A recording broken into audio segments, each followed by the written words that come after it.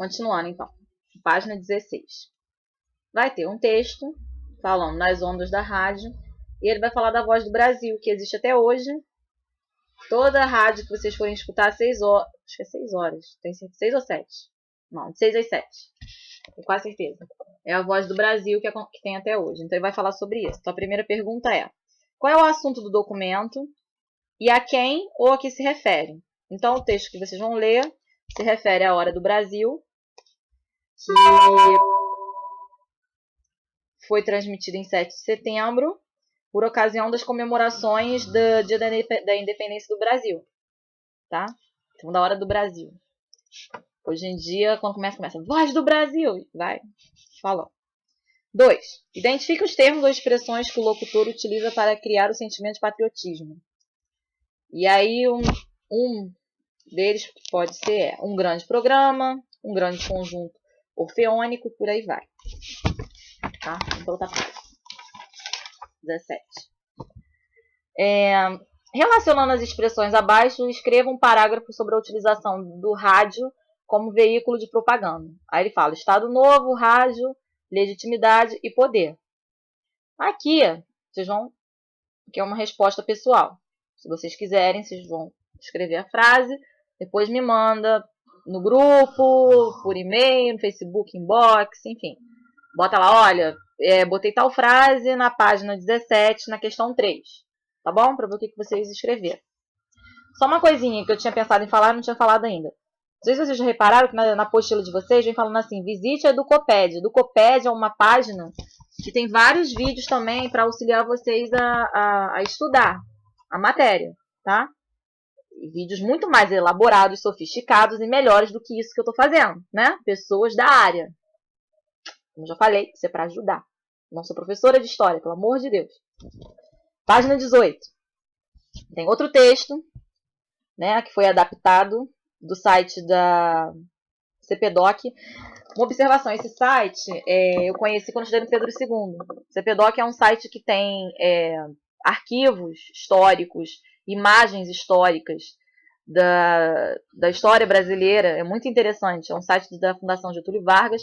E é interessante vocês conhecerem esse site, CPDOC. Se vocês tiverem...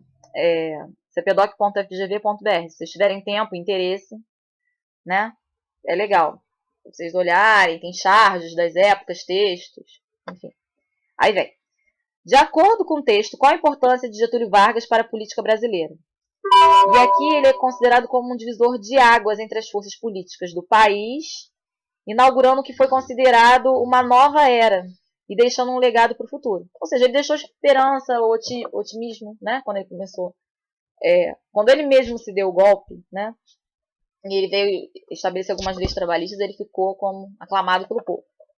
Tá bom? Letra B. Que partido político ou que partidos, né? Ou que políticos, desculpa, podem ser considerados herdeiros de Vargas? PTB ou políticos como João Goulart e Leonel Brizola? C. Que marcas políticas do governo Vargas permaneceram no país mesmo após a sua morte? Então, o Estado passou a desempenhar um papel central no processo de modernização do país. Tá? E aqui, ó, nem tinha visto, ele acaba falando para vocês acessarem o site do CPDOC, né, que vai oferecer informações importantes. Tem coisas interessantes. Tá? Depois, página 19. Vai ter uma imagem sobre a Segunda Guerra Mundial. Várias imagens juntas, tem um textinho. E aí ele pergunta: que países estiveram envolvidos na Primeira Guerra? Explique que correlações de forças representavam. Então, de um lado, você vai ter a Tríplice Entente, que é formada por Inglaterra, Rússia e França. Depois, a saída dessa Tríplice para os Estados Unidos. E do outro lado, a Tríplice Aliança, formada por Alemanha, Império Austro-Húngaro e Itália. Número 2. Por que as tensões permaneceram no período chamado Entre Guerras? Porque as ambições pela aquisição de zonas estratégicas não foram atendidas. Tá? 3. Relacione a crise econômica de Entre Guerras com a ascensão do nazismo e do fascismo. A crise econômica do período de Entre Guerras levou principalmente países como Itália e Alemanha a buscar a recuperação no modelo de Estado centralizador totalitário. Página 20. Na página 20 vocês vão ter um desenho, tá? Tá falando Traité de Versailles. Tratado de Versalhes, né? E aí ele pergunta, observe a imagem e descreva o que vê. Gente, não vão pegar e vão falar, é uma imagem de um livro com folhas rasgadas, que tem coisas escritas em francês que eu não entendo nada. Vocês vão pegar essa imagem e vão tentar relacionar com o que está sendo estudado aqui, tá? Uma resposta pessoal, mais uma vez. Número 2. Por que o Tratado de Versalhes é representado como um queijo sendo devorado por ratos? Porque o tratado representava uma forma dos países da Tríplice Entente corroerem a economia da Alemanha. Olha só, lembra que eu falei lá no início que às vezes a resposta está na outra pergunta? O que ele pediu na primeira questão? Para observar o que tinha na imagem e descrever. E embaixo, ele já está falando sobre o que é a imagem. Ou seja, se isso fosse uma prova, né? Vamos supor que a prova do município fosse essa. A prova do município é baseada nas apostilas, não é? Às vezes a gente pode até ter, quem sabe, uma pergunta parecida ou idêntica. Então aí você já tem a própria resposta. Número 3. Que países estão representados nas costas dos ratos? Alemanha, Inglaterra e Estados Unidos, tá? 4. Que relações se podem estabelecer entre o Tratado de Versalhes e o revanchismo presente na Segunda Guerra? Então, esse tratado comprometia seriamente o crescimento econômico da Alemanha. Nesse país se desenvolveu um sentimento em que todas as dificuldades vinham do período posterior à Primeira Guerra. Tá bom? Depois, página 21. Vai continuar falando da Segunda Guerra Mundial. Tem um texto do jornal Globo, de 2012. E é a primeira pergunta. A reportagem nos fala sobre um quadro que fez 75 anos em 2012. Qual é o nome do quadro? Guernica. Letra B. Quem é o seu autor e em que ano o quadro foi pintado? Então, o autor é Pablo Picasso e foi pintado em 1937, tá? Letra C. Você acha que a arte pode ter também um papel de denúncia? Sim, né? A arte, a música, a dança são maneiras não subjetivas, mas maneiras distintas de você falar sobre o que está acontecendo, o que você está sentindo, pensando, ou o momento histórico, né? Sem ser através de palavras ou de fala, né? De texto, enfim. É uma outra maneira de comunicação, né? Comunicação não verbal. É isso que ele está perguntando. Depois, página 22. Ele vai ter um texto, aqui não tem nada para ser respondido. Vocês vão ler esse texto, por favor. Estão vendo que eu não estou lendo o texto, estou pulando. Vocês devem estar cansados, estar de saco cheio de ficar olhando isso aqui. Se é que vocês vão ver, né? Tudo, enfim. Vamos direto para a página que tem exercício. Página 24. Na página 24 tem um mapa, tem o símbolo do nazismo, tá? E uma seta representando o período de ascensão do nazismo para os outros países, em que época isso aconteceu. Aí vem. A partir do texto, os antecedentes do conflito destacam os possíveis fatos que levaram à ocorrência da Segunda Guerra Mundial. Então, muitos fatos são possíveis, mas o que é destacado é a contínua luta entre as potências industrializadas que disputavam desde a Primeira Guerra de regiões estratégicas e mercados. Número 2. Por que geralmente não é possível apontar um único fator para acontecimentos históricos, como a Segunda Guerra Mundial? Porque existem vários fatores, é um conjunto de fatores que levam a uma guerra, né? São fatores políticos, econômicos e sociais. E foi tudo isso junto, né, que eclodiu a Segunda Guerra Mundial, tá bom? Depois, página 25, vamos lá. Desenrolar do conflito, Segunda Guerra Mundial, mais um texto adaptado. Aí vem a pergunta. Número 1. Quais os primeiros movimentos da Alemanha para iniciar sua expansão militar? Foi a anexação da Áustria e da Tchecoslováquia. Número 2. Como a Itália se portou frente à política expansionista alemã? Ela não tinha, de início, demonstrado nenhuma ambição territorial, mas depois ela ficou encorajada em fazer isso diante dos êxitos alemães, tá? Número 3. O texto, por 2 vezes, se refere à ausência de resistência às invasões. Na sua opinião, por que isso aconteceu?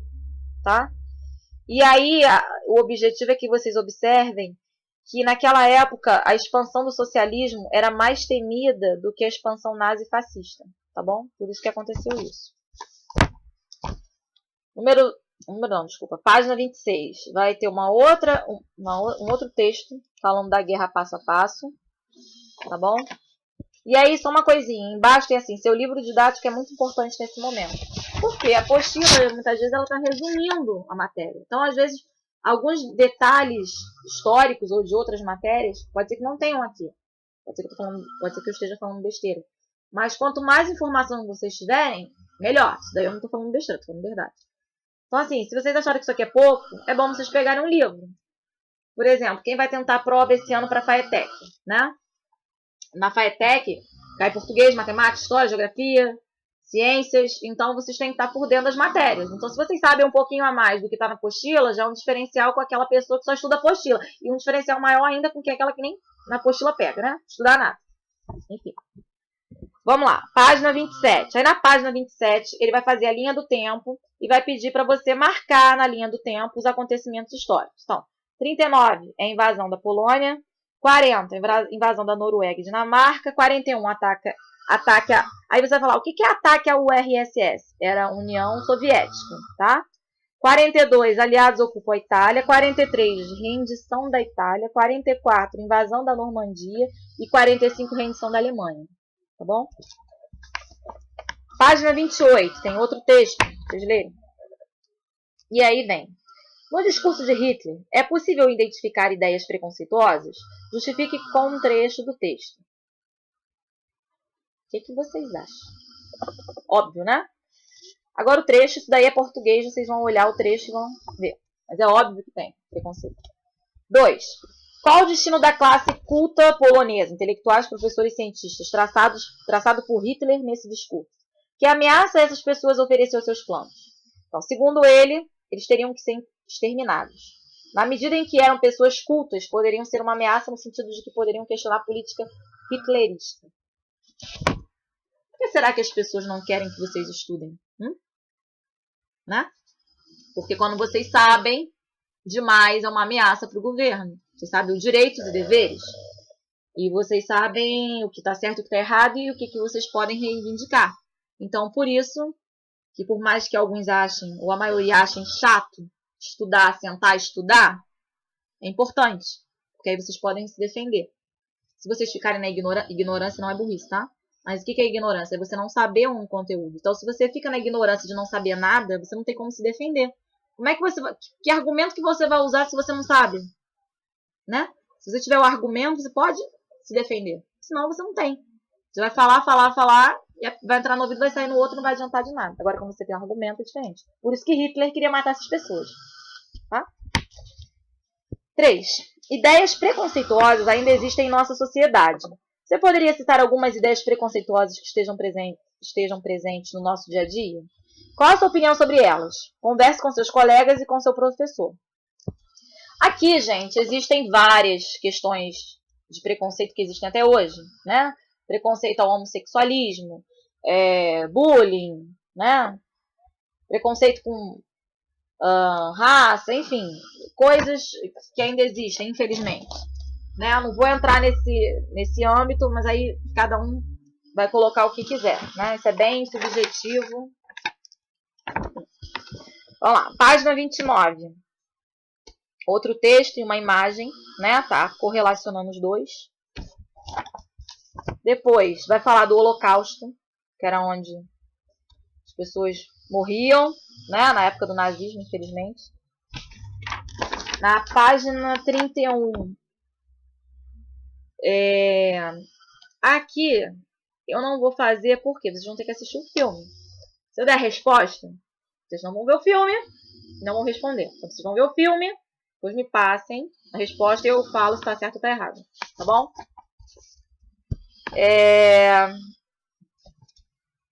32. Não tem nada também. Pelo que parece, né? Na 33, tem uma charge, né? E aí tem assim, na charge. Era o começo de 38, antes do guerra. Bem no meio da cidade tinha bandeira nazista. Foi a primeira vez que vi com meus próprios olhos a suástica, tá? Que é o símbolo do nazismo. Aí vem, número 1. Descreva o que vê na imagem. Vem, ratos. A forma como os nazistas representavam os judeus, né? Olhando a bandeira nazista. 2. A que período histórico ela se refere? Ao início do Holocausto, ainda anterior à Segunda Guerra Mundial. Sentimento demonstrado pelos ratos que veem a bandeira nazista. Demonstram mistura de surpresa e medo. De acordo com o que lemos na página anterior, quem é o narrador da história? O narrador é o escritor Art Spiegelman, tá? 5. Hoje, muitos jovens fazem tatuagens usando o símbolo da suástica e desenham esse símbolo em diferentes espaços.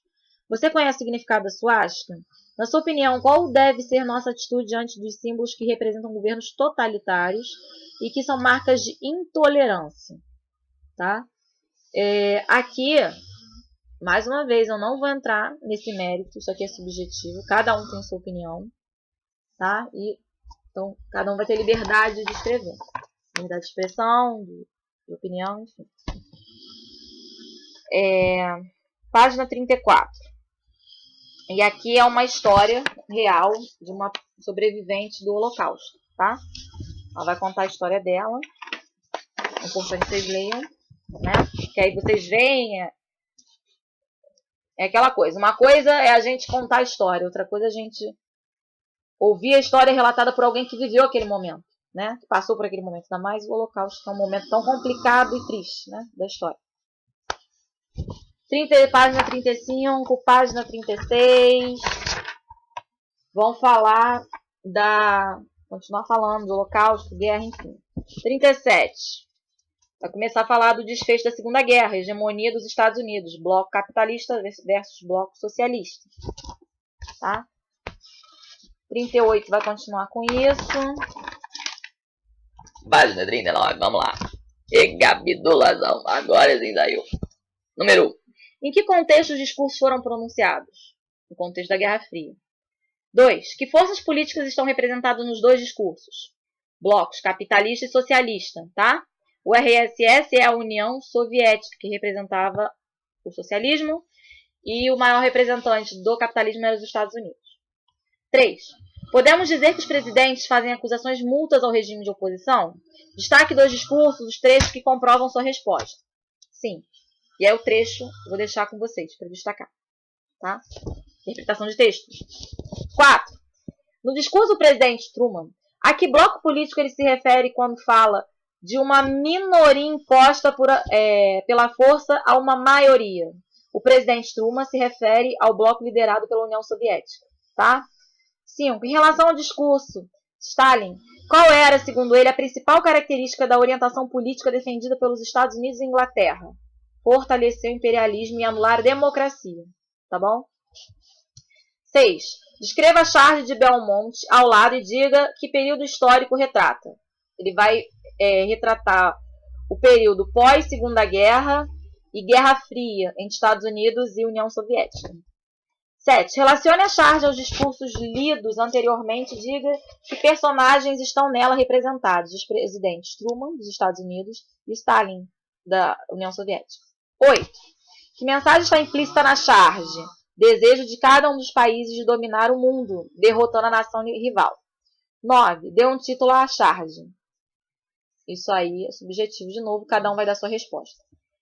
Alguém sabe por que tem nome de Segunda Guerra Mundial? Segunda Guerra Mundial não. Mundial. Por que tem nome de Guerra Fria? Pelo seguinte, porque foi uma guerra em que não houve morte, né, digamos assim. Teve a bomba de Hiroshima depois, mas é uma outra coisa. Mas de início, você não tem, igual na Primeira e na Segunda Guerra Mundial, tiros, soldados, enfim, pessoas sendo mortas, bombas explodindo, né? Por isso que é chamado de Guerra Fria. É uma guerra de competitividade armamentista, econômica, científica, né? Quem chega primeiro na Lua, quem faz a maior arma, quem descobre, quem faz a maior invenção, enfim. Então, por isso que é chamada Guerra Fria. Isso entre Estados Unidos e União Soviética, tá? Só uma curiosidade. Página 40.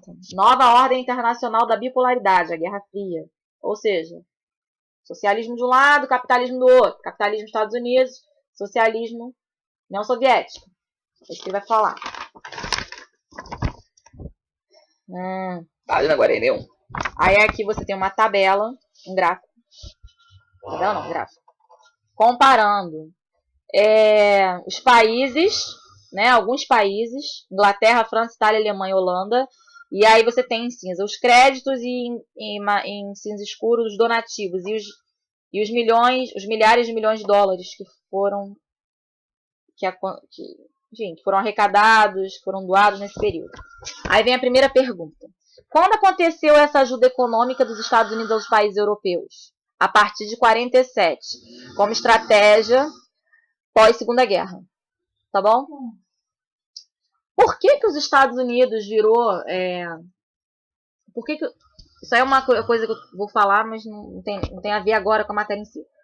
Por que os Estados Unidos foi a única colônia, né, que virou primeiro mundo, que se transformou na maior potência mundial? Porque foi a única das colônias que foi colônia de povoamento, ou seja, as pessoas foram para lá com o intuito de criar um novo país e não de explorar, tá? E como a Inglaterra de início não deu bola, não se importou com os Estados Unidos, os Estados Unidos foram se desenvolvendo e foram se preparando. Quando acabou a Segunda Guerra Mundial, que aconteceu principalmente na Europa, os países que eram os mais ricos estavam estragados, eu quero dizer assim, tudo quebrado, né? E falência econômica, enfim. E aí eles tinham que pegar armas, enfim, emprestado com alguém. E quem é que tinha? Estados Unidos. E foi a partir daí que ele começou a crescer economicamente dessa maneira e ser a maior potência mundial hoje em dia, tá? Número 2. De acordo com o que você estudou, qual o principal objetivo que motivou essa ajuda financeira dos Estados Unidos aos países europeus? Essa ajuda foi para todos os países ou somente para alguns? Então aqui, mais uma vez, é mais ou menos o que eu falei. O objetivo foi afirmar sua hegemonia junto ao bloco capitalista. E a ajuda foi apenas para os países aliados. Ou seja, que estavam a favor do capitalismo contra o socialismo, né? Na página 42 vai continuar falando do socialismo. Na 43 é um esquema resumindo a bipolaridade. Então, antagonismo nos blocos. Estados Unidos de um lado, União Soviética do outro, socialismo. Guerra Fria. Os países integrantes do capitalismo. Canadá e Europa Ocidental. Relações econômicas, Plano de Marshall. Aliança Militar, OTAN. Já do lado da União Soviética, países integrantes do leste europeu e China. Relações econômicas, Comecon. Aliança Militar, Pacto de Varsóvia. Conflitos no capitalismo. Escalada da indústria bélica armamentista, quer dizer, né? Ou seja, bélico quer dizer armamentista. E ameaça nuclear. Do outro lado, na Europa, divisão da Alemanha, Muro de Berlim. Na Ásia, Guerra da Coreia. E na América Latina, crise de Cuba, tá? Depois, tem um espaço de criação na página 44. E aí ele pergunta como que ficou o mundo após a Segunda Guerra, o que era a bipolaridade, que ideologias estavam presentes no mundo polarizado, que políticas os blocos opostos utilizaram para alcançar seus objetivos. E aqui, quais são os pontos que vocês têm que destacar? Disputa de hegemonia entre Estados Unidos e União Soviética, presença de antagonismo entre o bloco capitalista e socialista e os conflitos que marcaram a Guerra Fria. Ah, como é que eu vou fazer esse texto? Você vai escrever, tá, o que você sabe. Esse objetivo mais uma vez. Se quiser me manda, só falar. Apostila do terceiro bimestre, História, página 44. Eu escrevi, isso tá legal? Não tá? Tá bom? Isso também, apesar de eu estar falando de história, esses textos são importantes porque é uma maneira de você fixar a matéria. Cada um tem uma maneira de estudar, né? Tem gente que só lendo já pega a matéria, tem gente que só assistindo a aula já aprende, tem gente que precisa ler em voz alta, tem gente que precisa fazer resumo. Eu, quando estudava matéria de humanas, história, geografia, de início eu lia e ia fazendo resumo, escrevia, porque era a maneira de manter minha atenção. Depois, com o tempo, como a matéria foi crescendo e tinha outras matérias com mais conteúdo para estudar, eu comecei a ler falando. Lia falando, depois parava e falava sozinha, para poder fixar na minha mente o que eu li, tá? Mas esse era o meu jeito de estudar, só dando uma dica, cada um tem o seu jeito. Ah, só de assistir a aula já lendo. Então, tudo bem. É com vocês, tá? Página 45. Ele vai ter uma publicação do jornal Globo, falando sobre a Rússia, de 4 de maio de 2012. Aí ele pergunta, em que data esse artigo foi publicado no jornal? Já está falando, gente, em texto. Não vou falar de novo, acabei de falar. 2. Sobre o que fala a reportagem? Sobre a ameaça do ataque à OTAN pela Rússia. Tá? 3. A Guerra Fria oficialmente terminou em 91. Na reportagem acima, o atual presidente da Rússia, Vladimir Putin, afirma que a OTAN é uma relíquia da Guerra Fria. Se possível, peça ao seu professor que acesse a reportagem. Ela está disponível em oglobo.com.br/mundo. Na sua opinião, essa discussão em torno de escudo antimísseis é uma espécie de continuidade do período da Guerra Fria? Por quê? Aqui eu vou deixar professor. Essa parte eu não cheguei a ver, tá? Posso até olhar depois e discutir com vocês. Mas como eu não vi ainda, não vou argumentar nada. Página 46. Mais um texto para vocês lerem. 47. 48. Interpretando imagens. E aí você tem a imagem de um urso do lado esquerdo e do americano do lado... Desculpa, contrário. Um urso do lado direito e um americano do lado esquerdo. Aí vem. Com base no que foi estudado, que países estão representados na imagem? Eu falei, Estados Unidos e União Soviética. Por que eles estão se equilibrando em uma espécie de gangorra? Porque a Guerra Fria foi justamente um marco de instabilidade, disputa que eu falei, entre os Estados Unidos e a União Soviética, capitalismo versus socialismo, né? E é isso que... Esse foi o marco da Guerra Fria. Depois, página 49. Você vai ter um texto para ler. Vão assistir o filme. E aí tem a imagem, né, do filme do 007. Aí ele pergunta em que data foi produzido o filme. Foi em 63, tá? 2. Que relação podemos estabelecer entre a data de produção do filme e a Guerra Fria? Ainda estava acontecendo a política da bipolaridade, ou seja, capitalismo versus socialismo na época que esse filme foi lançado. No filme, que imagem é apresentada dos soviéticos e dos norte-americanos? Então, os americanos eram retratados como heróis e os soviéticos como vilões. Ou seja, o vídeo está do lado de quem? Do americano, né? Depois, página 50. Outras faces da bipolaridade. A Guerra da Coreia. E aí, ele vai abordar um pouco também, que eu falei da bomba de Hiroshima, né? Infelizmente, esse acontecimento que houve, várias pessoas morreram, né? E aí ele vai falando isso até a página 53. Vai chegar na 54. E tem uma música, dos Titãs aqui, que é bem famosa, que retrata esse período da guerra, enfim. E aí ele pergunta, relacione as afirmações acima com o colapso do chamado socialismo real. Então, existe uma reflexão entre o distanciamento do que motivou o processo revolucionário em 1917, a solidificação da União Soviética e a consolidação do Estado Soviético. Tá? 2. Como você interpreta os versos que estão em negrito, ou seja, destacados? Quais são quais são os versos que estão em negrito aqui? Comida, Depois, você tem sede de quê? Você tem fome de quê? A gente não quer só comida, a gente quer comida, diversão e arte. A gente não só quer só comida, a gente quer saída para qualquer parte. A gente quer inteiro e não pela metade. Então aqui, o que está querendo ser levantado aqui? Qual é a questão sendo levantada aqui? Reflexão sobre Estado, liberdade individual, democracia e autoritarismo. Tá? Sei que foi longo, cansativo, pode ter sido chato. Mais uma vez, não sou professor de história para ajudar vocês a estudarem. Eu dei as respostas da maioria das questões da apostila de história, tá? Algumas que eu não dei resposta foi porque são questões muito subjetivas. Algumas que eram subjetivas eu botei em questão qual era o objetivo, o que a questão queria que vocês respondessem. E eu vou procurar fazer isso com as outras apostilas também, tá bom? Essa apostila, eu tinha a apostila do professor, então foi mais rápido, apesar desse vídeo já estar longo. Se eu tivesse feito tudo, talvez eu falaria mais, porque eu tenho mania de falar muito. E é isso, espero que ajude a vocês a estudar.